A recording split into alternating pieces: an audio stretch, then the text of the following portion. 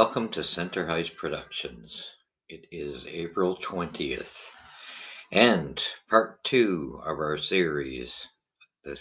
We did the goaltenders. Last trip, we're going to deal with Montreal's defenseman. But first, please hit the likes and subscribes. It'd be muchly appreciated. So, here we go. Now, we're talking about the changing of the guard on defense. Drastic change. This was a noticeable year with 5 defensemen to speak of, mostly rookies. What a year. Great year for transition and changing of the guard, and nothing but positives. Yes, it was a learning year, and we had 5 really positive outcomes. Okay, so we managed to, we have the 5, 1, 2, 3, 4, 5. We're going to start with Barron, who would be at the bottom in my books. And he finally did make it up to Montreal, and there's a lot of positives, but he has still, to me, has the most negatives of the young defenseman. He's got to get physicality. If he could get the physicality, he brings a lot more to the game.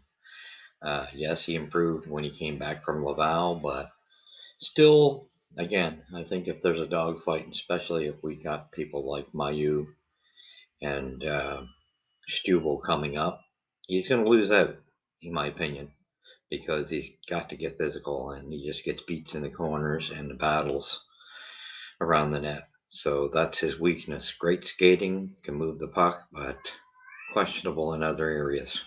Okay, so then next we go to what was the fourth positive? So that was our fifth positive, and it was still a positive. So a great future. Fourth positive was our pickup of Kasevich from the Winnipeg Jets off the waivers, and you can classify him rookie, not quite, but well, pretty close. I guess he wasn't what Winnipeg was looking for, but he sure as heck was a steal for the Habs. He fit in quite nicely with Arbor Jacki, and this pairing looked very well together. And there's no doubt that's why I put Barron next at the very bottom, because Kusevich being the next guy to me did quite well, and he fits in that bottom pairing perfectly. So what a great move by Hughes to pick up Kasevich. This was a great addition, and no wonder he bought a home in Montreal, because he could be here for a bit. Okay, so that's great transition. This is the Habs changeover year that we've seen a major for them to put that many rookie defensemen. I was quite impressed with the outcome. They moved positive from last year. Then we go up to who was number 3 in that list. Well, number 3 was Mr. Not be spotted doing anything wrong, but not looking flashy either. So that's kind of good. You come under the radar, and that would have to be consistency. Jordan Harris. I think Jordan Harris showed great consistency this year, and what a bright spot. Now, there's been rumorville that he's on the trading block, and I'm guessing, yeah, okay, teams are probably interested in him. As far as certain Habs reporters, I think they push in that direction to move him. Whereas he was so consistent and beautiful skating, great hockey IQ, gets the puck out and on the tape real quickly out of his own end. So I don't see it as, when I hear someone coming out of the media saying that this is a guy that is to move. No, I wouldn't move him one chance. The guy for me right now, until he proves differently, is Barron. Barron's the odd man out. So to me, you keep Jordan Harris, because to me, Jordan Harris is a perfect, and he showed great stability, perfect second pairing defenseman. So that was your number 3. Now we're going to surprise you. And number 2 really is number 1. So I just want to make that clarified on my list. Definitely, it's a change. I put him as number 2 only because the first one was such a surprise. But anyway, we put who is going to be our number one defenseman in the league. Outstanding season. We knew it was coming. I wasn't surprised. Some people were surprised he played this well. Didn't surprise me at all because to me, I think he should have been on the team last year. And that was Caden Gooley. By far, no questions, hands down, our number one defenseman of the future for many years to come. And I think we'll hit another topic after I get done this. Just this list, I wanted to hit the changing of the guard of the rear guard for us on defense, and it's so bright and shiny. But Caden Gooley, hands down, number one defenseman. But I gave Jack number one. Arbor Jack undrafted, out of Walmart. What an outstanding season for him. He proved he wasn't just Mr. Drop the Gloves. This is a hockey player. Uh, and like I say, technically, he's a third pairing defenseman or second pairing defenseman, depending on how you want to go. But remember, his game can be upped as well. We've only seen his first season. But what an outstanding story for the Habs this year. And, I don't get to say much good about Mark Bergevin. This was a steal for him to have found this. This was a gem in the rough, no doubt. Arbor Jackeye, by far, one of the most outstanding stories. Him and Caden Gooley really had the stories on defense. I think the defense really stood out this year. And I do think for Arbor, he pairs well with Kasevich very well. And this is a pairing, I think, that it's either long-term third pairing or you move them up to the second pairing. It's a possibility because we still have David Savard, who was by far the outstanding veteran defenseman for the Habs, and then you have Matheson. And you've seen my list before, where I think it's you gotta unload Edmonston as much as you like him. Great to see him defend his teammate there at the end of the season with Greer of the Bruins in response to the Hoffman thing. I love Edmonston. It's not that's not my issue. It's just it's if somebody's got to go, he's got to because there's too much depth on the left side, and with his condition of his back, out of the lineup a lot. I say you don't have a choice but to make the move, but I do think that'll happen at trade deadline. Like to see it in the summer, but that being said, and then of course Weidman being your seventh defenseman, I think that's got to change. You could still sign him, but he should be a permanent leader down in Laval if you're going to sign him or let him go. It's one or the other. But he can't be a part of that seventh lineup. He had a horrible year. Him and Edmondson didn't have good years. So, changing of the guard, we see it. No more Shea Weber, no more Ben Sherratt. Edmondson definitely an opposite factor. Jeff Petrie was no longer here. So, this was a major changing of the guard. And the kids did quite superbly in filling in the shoes of their future. So, quite impressed. Hats up. Congratulations to all those gentlemen I just spoke of.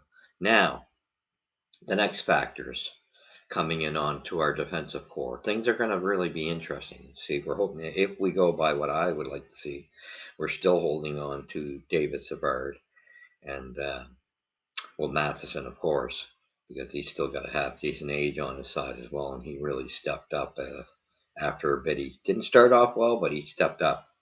Proved for us to be a good trade, and Pittsburgh lost on that trade drastically. So with that being said, you don't have much room for movement on that defense. You could probably bring in one defenseman, so it gets a little tricky here. And for me, I'd be bringing in. I'd definitely be bringing in Mayu. Now we got to pray to God that Gary Bettman gets over himself. This kid's paid his dues, paid the price, and has looked outstanding down there in the juniors. Outstanding. You look at him in the playoffs, he's looking like the leader of that team as they're winning in the playoffs. What an outstanding year. Now he's got one area of his game to get control of, and that is his temperament. He takes some bad retaliation penalties, which has to be fixed by the Habs organization. He's too talented to waste on that. And I think it's a classic case. He's got to realize he's too good of a hockey player. I think that's the same thing that Jack I had to figure is that he's valuable. He's not only can scrap, but he's actually a good hockey player. And Mayu's even that much more. Mayu's got a great offensive side where I can see this guy being the quarterback on the offensive side of things for Montreal. I see him pairing with Caden Gooley again if the suspension is lifted off of him by Gary Bettman. Get over yourself, Mr. Bettman. Sorry, bud. Kid paid his dues. It's been a couple years now. Give the kid a break. He was a kid when it happened. There's been worse things in the league done, which you've done nothing about and have been pathetic. That whole Chicago thing has been a nightmare. When it comes to molestation and stuff like that in hockey, and you treat this worse, come on, come on. You're only following public opinion. Let's get real. What is what? So give this kid a break. But Montreal has their work cut out with taming his temperament down because he's too valuable. I see 1-2 punch of Caden Gooley and Logan Mailloux for the future. That will be your future Canadians' first pairing if Bettman, you know, gets prick mode taken off of him. You know what I'm saying? And it gets realistic. So, in all honesty, it's time, and really, it needs to happen. This kid he's earned his dues, paid his price. It's time. And the only other kid I could see joining the lineup will be Stubble, Jordan Stubble. And I think this is another kid, tough guy, tough, but not as big as you would think he is. But he likes to rough it up. So if we got some weakness with this is where I'm concerned with Verbeeren because these two characters, you know darn well, Mayu if Mayu gets that suspension lifted off when he comes to Montreal, it might not happen immediately. I think a year in AHL would actually do him good, in my opinion. I wouldn't even bring him up yet. That's me. I'd let him have a year in Laval. Now, whether Stubble is ready or not, I personally let him play a year in Laval again as well, and because after this next season where we have Savard, I mean, one of those two could be your seventh defenseman. Kid yourself not, and maybe you slowly work Logan Mailloux in while the veterans are there. But I do say after this season that is to come, we will have to make another transition move where it's probably going to be likely that after next season is it time to unload Savard at that point. Now he deserves to still be here and be one of the leaders right now. But at that point, will Mailloux be able, or Stubble, but more so Mailloux, I think, be able to fill that role because something's going to have to change there at some point. And this is again why I see Barron being the odd guy out. He's not going to beat out Mailloux.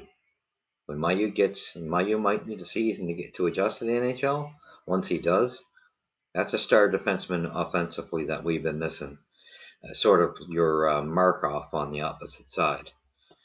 And although I still think we need a right defenseman to come across on that right side yet for the future, that is. Whether you go young or you just trade for another veteran. I personally prefer to see them go young. I think there's too much talent in our defensive corps to really even have to do anything on that sense. Other than the right side could use one defenseman just to have plug in somewhere. And I wouldn't do it in the first round picks, but maybe, yeah, there's somebody out there or you see something in the latter part of the draft, mid-draft, something like that. But I honestly can see Mailloux being your top pairing. Maybe it's a case of Harris and Barron, but I don't know if that can work because neither one of them are to the extreme physical, but Harris is a little more gritty. I just don't think maybe they don't complement each other.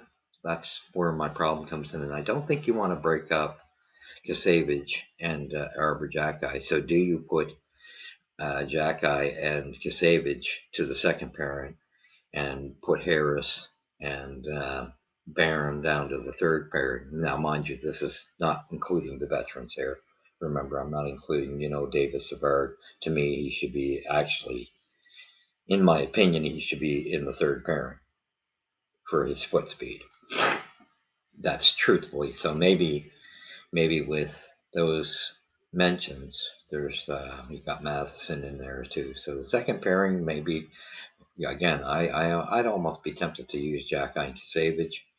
Then again, I think Matheson's a solid number two. So yeah, you're probably better off keeping Arbor and Savage as the third pairing and going with Matheson, and I guess uh, it looks like yeah. So if you got Matheson and Harris, yeah, pretty much. And that's where I say maybe you throw Barron as the seventh defenseman at that point. But again, I will he beat out Mayu or Stubel? I don't think so. So I know the trade rumor was that Harris was involved in going to Winnipeg for uh, Pierre-Luc Dubois, and I'm totally against this trade. I like Jordan Harris, and I think he fits in beautifully. Hard to find those type of transitional players that when they don't have to be flashy. Sometimes when you don't hear the name, it's all the better. And that's what I kind of think of him. You need that steadiness. But I'd rather see, and that's just nothing against Barron, but I'd rather him go than and be the trade bait instead of Harris. And then you will have to work on the future. Maybe you need one or two right defensemen that you look at in the draft somewhere. I don't know. That's kind of something you gotta have to look at, or or maybe you go with what you have. We have an abundance of left defensemen. So farther down, maybe you're looking at making a trade with somebody that's in Laval that's coming up and won't have a spot. Maybe that's what you got to do to get a right defenseman. Have a really good left defenseman prospect. So that's your defense of the future. I do see David Savard's final year. If things go where Mayu's suspension is lifted, let's hope. Enough is enough. Let's get real. But again, I think the Habs also need the time to work on him mentally in the sense to calm his knowing the right spots to take a penalty and to have a response physically. If you want to drop the gloves, he's got to learn that and get a bit of a grip and control over it. So with that being said, I want to thank you all for following. And I think, we got to really, this was the bright spot, the brightest spot of our season this year was how well all of those, like I said, Gooley, Jacki, Harris, Kasevich, and Barron. Although, like I say, he's going to have to do something physically. And if I was him, I'd be working my butt off physically to get stronger, so that because he's going to need that, because to have to battle against if the suspension is lifted, he's not going to outbeat Mayu overall in the future. That's going to be your second guy for Gooley down the road. Now maybe he needs a year or two to adjust, but that is your second guy to Gooley, your 1-2 punch. And then after that, who is there? Yes, you got Savard there to fill in, but how long can that last? So you got to be thinking, can Barron hold on to that spot? And then you got a hungry guy like Stubel, and then down the road you've got Lane Hudson coming up as well. So we got a good situation for the future. So with that being said, that's the changing of the guard. No more of the Webbers, no more of the Sherrods, no, and even Edmondson. It's time, but of course I'm thinking it's probably going to be more like a trade deadline trade, and you see what happens there. And then at that point, can Savard have another outstanding season like he did this year? Questionable. But I do think Savard is better paired to be a bottom pairing for his foot speed, but he's going to probably fit in jumping in to second pairing because of the way he blocks shots, pending on a lot of things. So let's hope the rumors are false, because I would hate to see us lose Jordan Harris. And, there's a good chance that eyes are going to be on them. And I get that Jordan Harris is probably way more attractive for teams wanting a defenseman than Barron has been. That's the problem. But I say stay clear of this Pierre-Luc Dubois thing, just because he's French. This always comes back to bite us in the tush. So let's just stick with the best defensemen we have and keep the better ones for ourselves, and let Pierre-Luc Dubois find a different home. Because if we waste that money, then he's going to have a big salary, and we got too much talent coming up in the pipeline to waste it on Pierre-Luc Dubois, who has got a major consistency problem. So that being said, thank you very much for following. Please hit the likes and subscribe. And again, thank you. And get your friends, family members to follow. The next part is going to be our offense, part 3 of the changing of the guard for the Habs. So, again, this was our best area, defense. We got a great defensive future.